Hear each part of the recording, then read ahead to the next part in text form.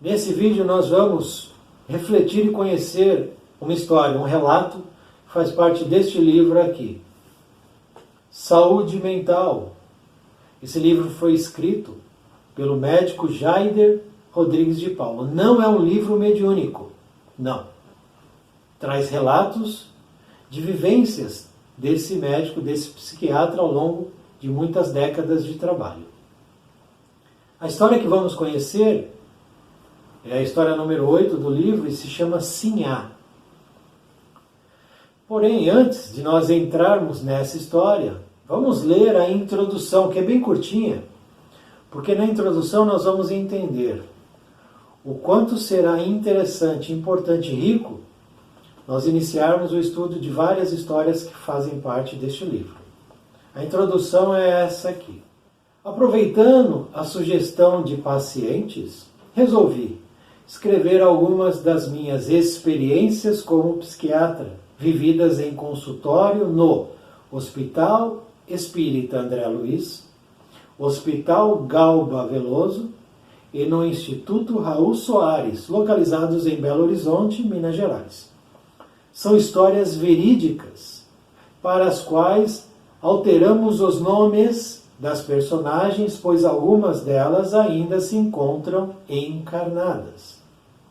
Tais relatos podem servir como exemplos, advertências e avisos para outras pessoas, pacientes psiquiátricos ou não. Alguns desses pacientes que foram tratados por mim tiveram resposta terapêutica exitosa, outros não. A maioria deles foi muito beneficiada pelo conhecimento e pelas práticas espirituais, mas alguns, por não assumirem o compromisso moral de renovação espiritual ou do uso equilibrado de suas faculdades mediúnicas como necessitavam, não obtiveram o mesmo sucesso. Ficou bem claro para mim que o paciente é médico de si mesmo. E se ele desdenha dessa verdade, os resultados do tratamento podem não ser os esperados. São necessários o esforço pessoal, o real desejo de melhorar e a mudança de posturas, a fim de alcançar os objetivos almejados. Caso contrário, no tratamento da patologia mental, torna-se difícil um resultado promissor.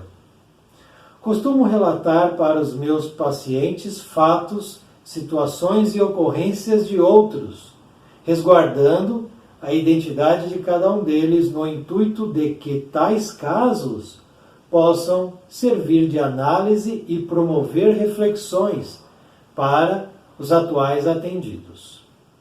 Não raro, recebo o retorno de como foi útil para os ouvintes as experiências escutadas.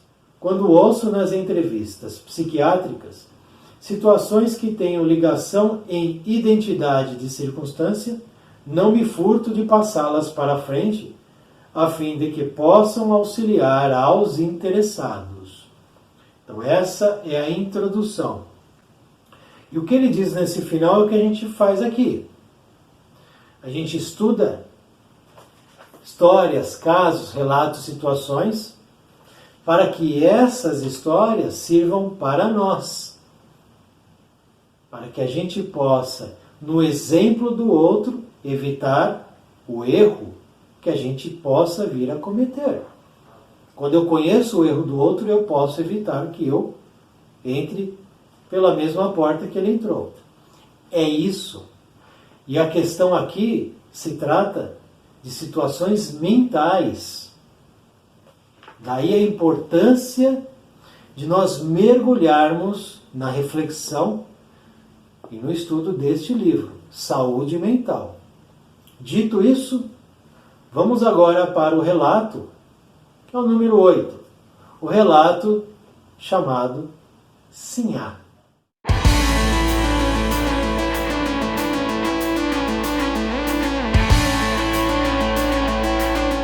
Fomos procurados certa feita por uma pessoa conhecida que nos solicitou ajuda para uma sobrinha que se apresentava em uma crise mental, segundo ela.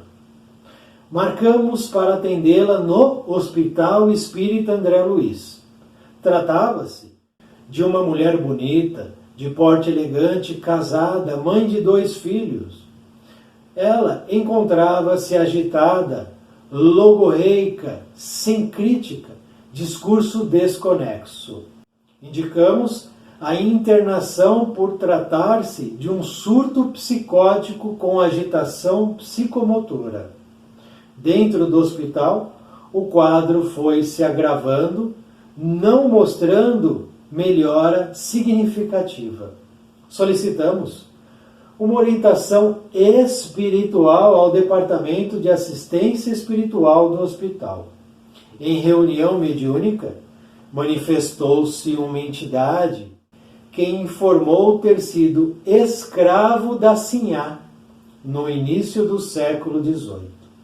Ele disse que ela agora estava sendo perseguida por uma turma de escravos muito supliciados por ela, com requintes de maldade.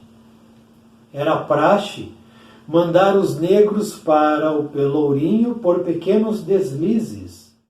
Comprazia-se em supliciá-los debaixo de uma construção feita especialmente para isso, onde os pobres coitados ficavam presos até a morte, sem poder ficar de pé ou sentados, numa posição incômoda, de semi-agachados. A tal Sinhá era terrível em suas decisões e temida por todos. Ele próprio havia sofrido em suas mãos, porém, menos do que aqueles pobres coitados. Estavam todos ali para acertos de contas. Ele, já esclarecido de sua situação e da justiça da lei maior, ali se encontrava não para supliciá-la, mas para tentar recolher aqueles que lhe dessem ouvidos, pois já haviam sofrido demais. Quanto a ela, ainda que respeitasse a minha boa intenção como médico, não colaborava para que minhas tentativas terapêuticas surtissem resultados. A situação da Sinhá ainda pioraria muito nesta reencarnação. O sofrimento apenas estava começando. Após várias semanas de tratamento, de fato, o quadro agravara-se muito. As agitações estavam controladas, mas as atividades mentais, e em especial as cognitivas, deterioravam-se. O quadro da paciente avançava aceleradamente para a cronicidade, delineando-se uma nosologia esquizofrênica. Não é fato comum, em um primeiro surto, o prejuízo mental ser tão acentuado como nesse caso. Convocamos a família, em especial o tio, que era espírita, relatando o ocorrido. Consternado, ficou de conversar com seus familiares.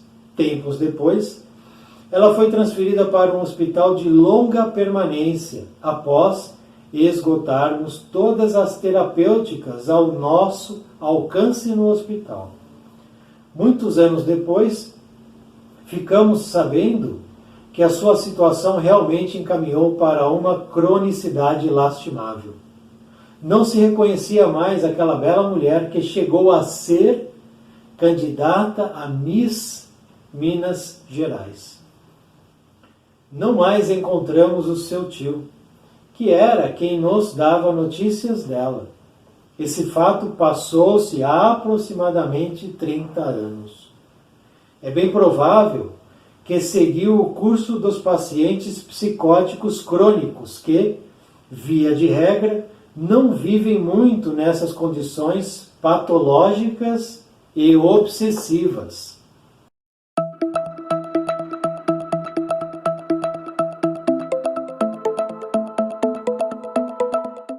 Esse então é o primeiro relato que vamos estudar deste livro Saúde Mental, relato do médico psiquiatra Jaider Rodrigues de Paula. Assim. Chega para ele então uma paciente. Por que essa paciente buscou o Dr. Jaider? Porque ele, há muito tempo já, é um médico que aí se especializou na psiquiatria e que aliou o tratamento psiquiátrico ao tratamento espiritual. Essa é a diferença. Hospital Espiritual André Luiz existe lá em Minas Gerais, em Belo Horizonte. Hospital Espiritual, onde se trata o corpo, mas também as causas espirituais. Esse é o futuro da medicina. Esse é o futuro da ciência. Queiramos ou não, admitemos ou não, gostemos ou não, é o futuro. Tudo que é material vai estar aliado ao espiritual, serão coisas que irão caminhar juntos. Duas pernas de um corpo só. Então, esse Dr. Jaider, ele tinha essa prática. E muitos pacientes o procuravam por causa disso.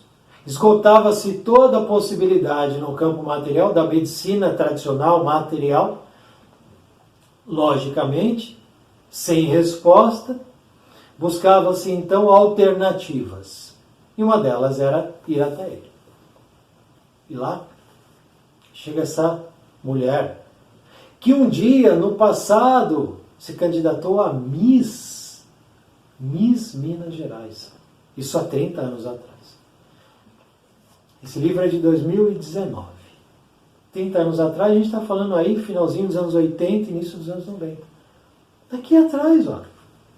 Aqui atrás. 3, 4 décadas. Pertinho da gente. E ela chega lá para ele em estado absolutamente complicado. Por quê? Com surto psicótico, agitação psicomotora, mãe de 2 filhos. Mãe de 2 filhos. Onde a medicina tradicional não achava resposta. O que está acontecendo com essa mulher? Vamos fazer todos os tipos de exames. E claro que ela fez. Não se acha a resposta. Não acha. Aí ele, com a possibilidade do hospital, interna ela. Começa a averiguar.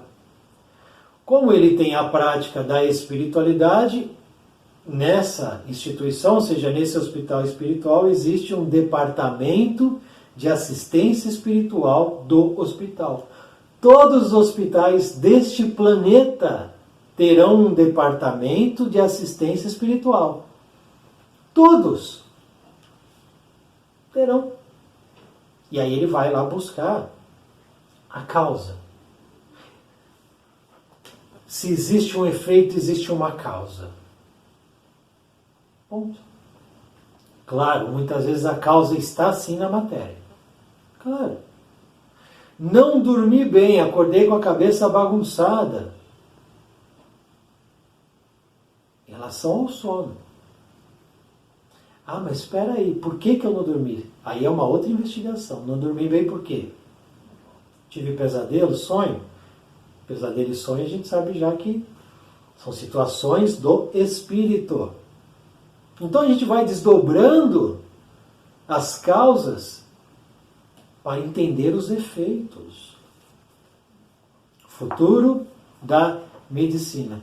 E quanto mais cedo e mais rápido a medicina baixar a sua arrogância, os cientistas baixarem os seus orgulhos e forem buscar na espiritualidade as respostas que eles nunca irão encontrar, tudo irá mudar mais rápido e será melhor. Ou a vida hoje em 2021, ela não é melhor do que a vida medieval? Claro que é. Claro, porque nós avançamos. A medicina será melhor quando ela estiver aliada ao espiritualismo. Ao espírito, às respostas espíritas. Claro. Mas enquanto ela quiser e desejar andar solitária, orgulhosa, prepotente, arrogante, dentro da sua cápsula de pseudo-sabedoria, essa medicina vai ficar sempre sem respostas para muitas questões. A ciência também. Interna, faz lá a sessão mediúnica com o médium. Nossa, mas é possível isso? Para a gente entender o que está acontecendo com essa mulher, o sofrimento, não só dessa mulher, da família e os filhos, e o esposo, e os pais, e todos aqueles que conhecem essa mulher, e o sofrimento, sem entender. De repente, uma mulher que tinha uma vida plena começa a ter uma vida deteriorada, perturbações mentais. Tem resposta. Tem resposta. A esquizofrenia tem resposta. O autismo tem resposta. A deficiência mental tem resposta. A cegueira tem resposta. O problema físico tem resposta. O câncer tem resposta. E a resposta está alojada nas ações pretéritas do homem. Nessa reunião mediúnica, então, manifesta-se, fala mesmo, um espírito. E ele explica o que acontece com ela. Ela estava sendo perseguida, obsediada por um grupo, não por um espírito obsediador, mas por uma falange de espíritos. Desejando o quê? Vingança. Desejando o desencarne dela, desejando causar a ela todas as dores e sofrimentos e humilhações que ela causou a esses escravos, porque ela foi uma sinhá. Essa ex-candidata a Miss foi uma sinhá. Ela foi dona, senhora de homens, de escravos. Dá para acreditar que o homem quis ser dono do homem? Que o homem quis escravizar o outro? Dá para acreditar que o homem se prestou a esse papel? E depois existem pessoas que querem acreditar num diabo chifrudinho? Quando o homem acorrentou o outro, porque é isso que ela fez, ela escravizou homens e mulheres. Mas não feliz só com isso, ela também os colocava em posições de sofrimento físico. No local onde ela habitava, construiu-se uma área para tortura. Tortura. Você já se imaginou torturando alguém? Ou sendo torturado? Sim ou não? Ela comprazia-se em supliciá-los debaixo de uma construção feita especialmente para isso. Ela mandava: açoite ele, torture ele. E ela sentia prazer. Prazer em ver o outro sendo torturado. Aconteceu só com ela? Só ela foi dono de homens escravizados? Só ela então mandava torturar? Ou nós vemos isso desde épocas remotas? Quando exércitos invadiam cidades, vilarejos, aldeias e estupravam matavam, incendiavam, carbonizaram pessoas.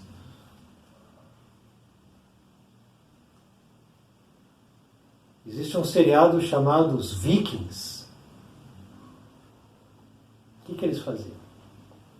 Os bárbaros, o que eles faziam? Os exércitos de Esparta, de Atenas, de Roma, o que eles faziam? Não é só ela, não.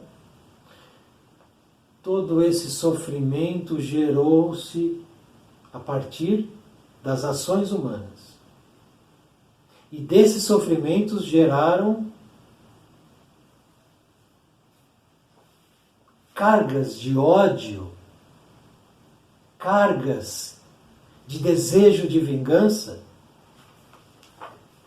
que eles não desaparecem assim. A nossa atmosfera espiritual está pestilenta, contaminada, intoxicada. A atmosfera espiritual deste planeta está pestilenta, por culpa de todos nós. Não é só da Sinhá, não. A culpa também é minha. E a culpa também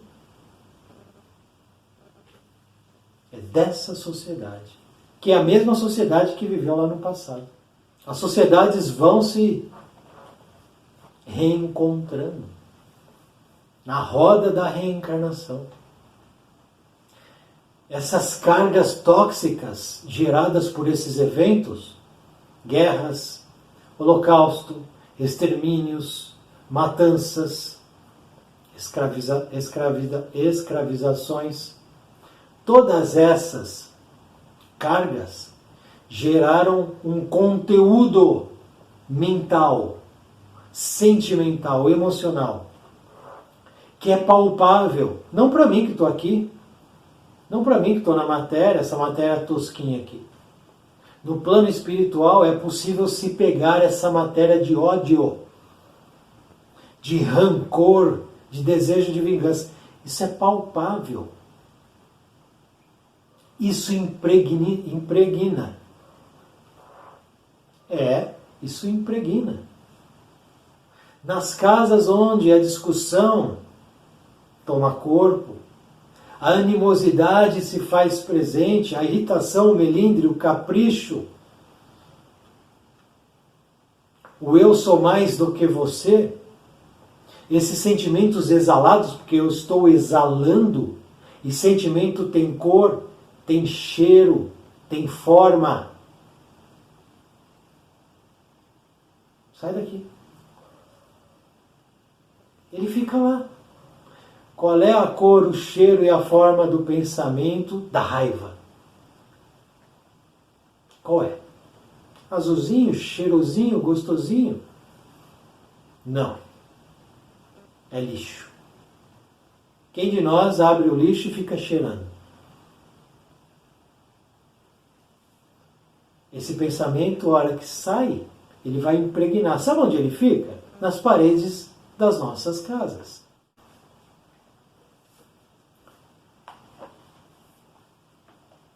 A Sinhá produziu um rastro de ódio que ela mesma impôs a ela. Porque esses homens que foram escravizados, torturados, de maneira sórdida, eles vão querer o que dela? Porque esse que comunica, ele já entendeu, como diz aqui, a lei maior. O que é a lei maior? O que é a lei maior? A lei do amor. A lei maior é a lei do amor. Ele entendeu a lei do amor. Então ele perdoou. Quando ele perdoou, ele quebrou a corrente que ligava ele a ela. Ele se tornou livre. Esses que estão perseguindo ela são escravos dela e ela é escravo dele, escravo deles. São escravos que estão de maneira mútua se acorrentando por questões de desejos, vibrações e sentimentos. Mas esse que se comunica, ele já liberou-se. Ele se auto-libertou. Ele tem a chave. Nós temos as chaves que abrem as correntes. Sabe a algema dessas que a polícia usa? Tem uma chave. Nós temos algemas que nos ligam a certas coisas. E as chaves dessas algemas estão dentro de nós. Nós temos as chaves. A gente que não quer abrir. Não, a gente não quer abrir. Eu não quero me libertar desse vício, dessa pessoa, desse sentimento, desse passado. Eu não quero, olha, eu sou vítima, tá? Lá atrás fizeram isso comigo. É o caso desses que buscam vingança. Qual é a diferença desses que buscam vingança do que perdoou? Nenhuma. Os dois sofreram. Claro, ele diz, alguns sofreram mais. Ele sofreu menos. É verdade. Ponto. Mas o que é que pode libertar esses? O que libertou esse? O que foi? A lei maior. Qual é a lei maior, de novo? Para nunca mais esquecermos, a lei maior é a lei do amor. O perdão é filho do amor. Naturalmente, quando eu amo, eu perdoo. Natural, não tem como a gente não perdoar se a gente ama.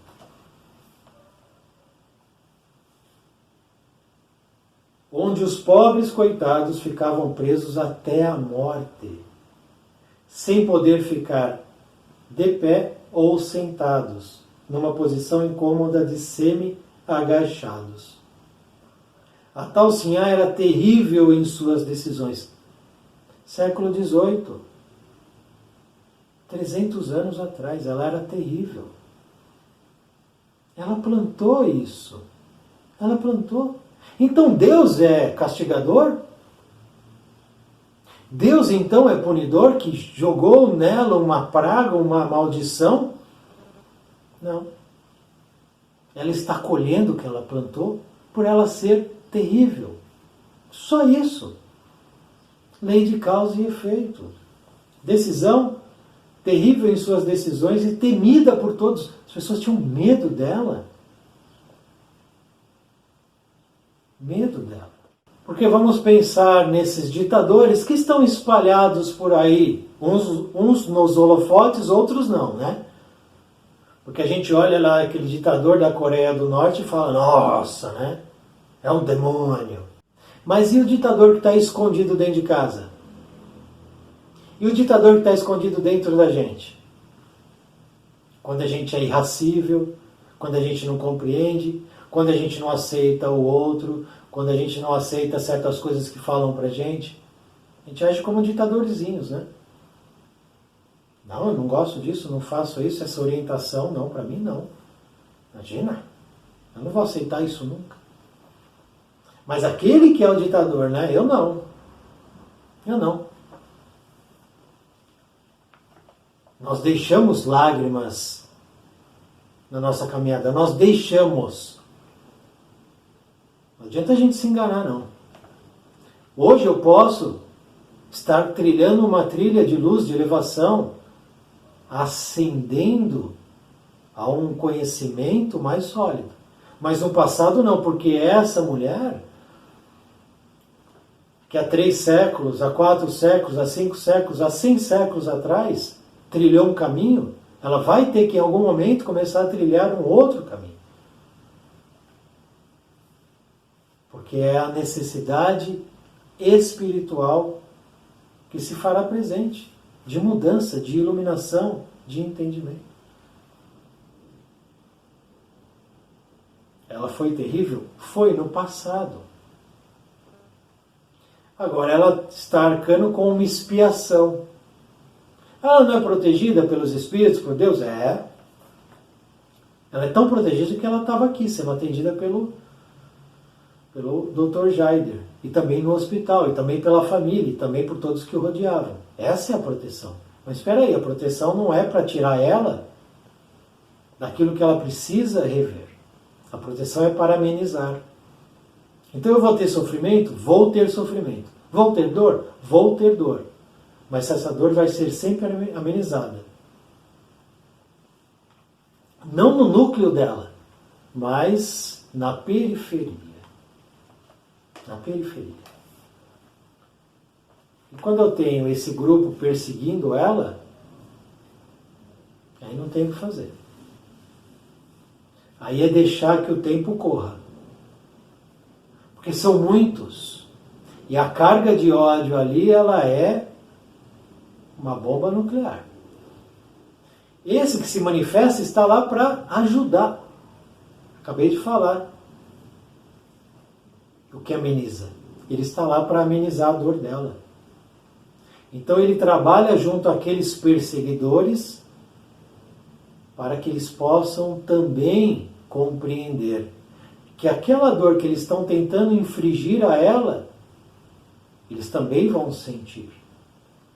Porque quem busca vingança sofre. Ninguém é feliz buscando vingança. Ninguém é feliz buscando ódio, o revide. Ninguém é. Depois disso sobra só arrependimento e remorso. Ao olhar o tempo todo que se perdeu, buscando essa inutilidade, estupidez. Esse grupo perseguia ela 30 anos atrás. É recente. Ela já desencarnou provavelmente, como ele diz aqui. Porque o estado dela se deteriorou. Ela foi enlouquecendo. Enlouquecendo. Literalmente. Estado de esquizofrenia. Ela via os perseguidores, não tinha paz. E aí o que fazia? Dopava-se. Remédio.